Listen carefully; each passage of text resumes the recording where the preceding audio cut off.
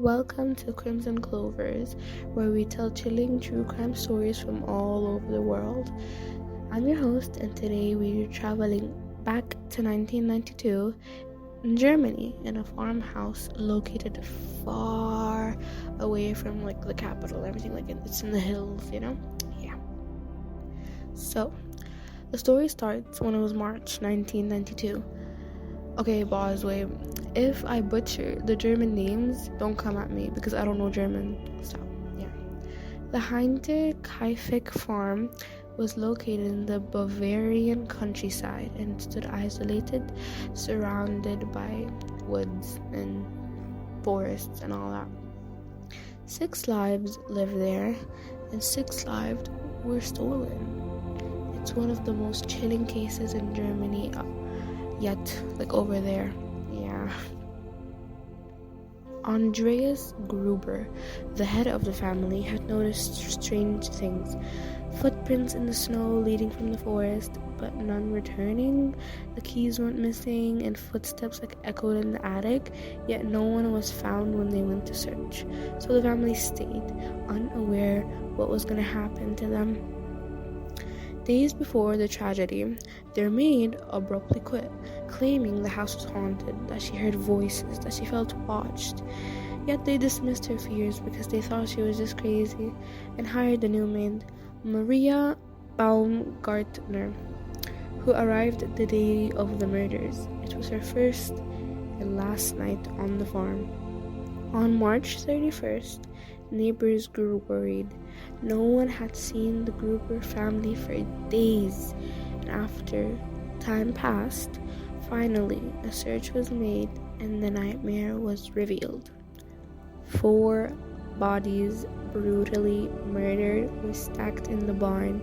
Andreas, his wife Kazilia, their daughter Victoria, and their other daughter Kazilia. It appeared that they were lured one by one to their deaths inside the barn.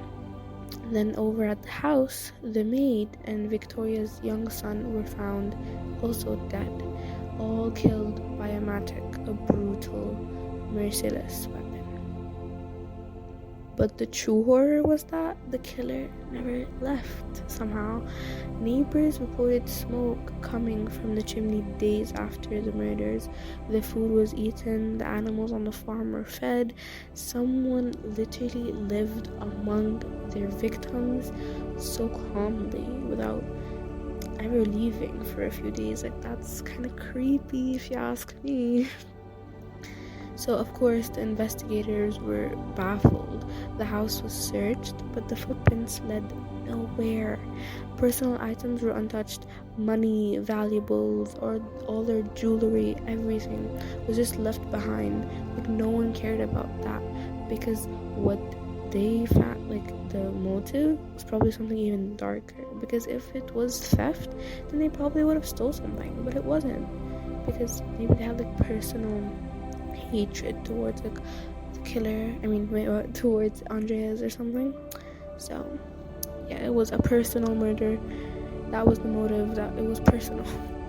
Despite thorough investigations, over 100 suspects questioned, the identity of the murderer still remains unknown to this day.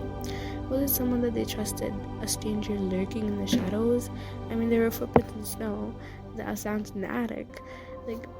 It all had to lead to something, but there was nothing left.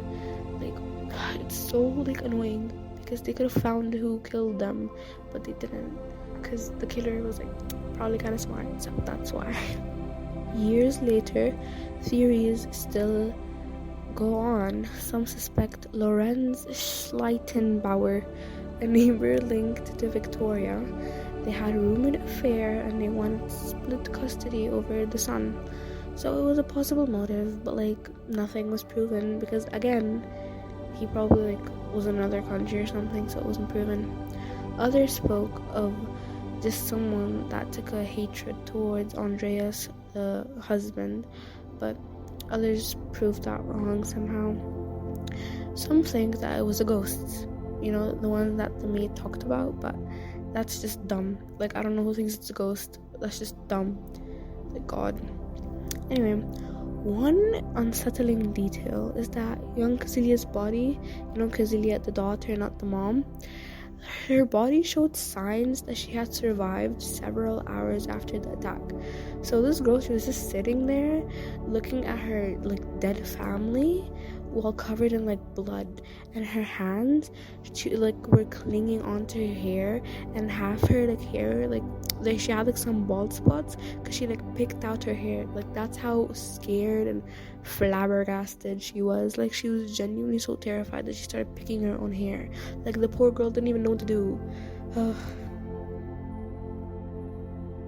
The barn, the house, is still soaked in death, the killer stayed somehow. I don't know how they didn't feel remorse or guilt or anything. They just lived there for a while in silence, just eating off their food and living off their warmness just normally. How does one even do that? Anyway, the farmhouse is now demolished, but some say that the forest, that I lived near, it still remembers. Some say that they heard echoes of the past lingering through the winds that blow, but I fear that's just them going crazy, not an actual thing. Anyway, all we're left with now is just questions. Who did this? Why did they do this at night? I wouldn't say at night, but why did they do this and just live there? That's creepy. Were they waiting for the perfect moment? Did they observe the family before going, hence the footprints? So much.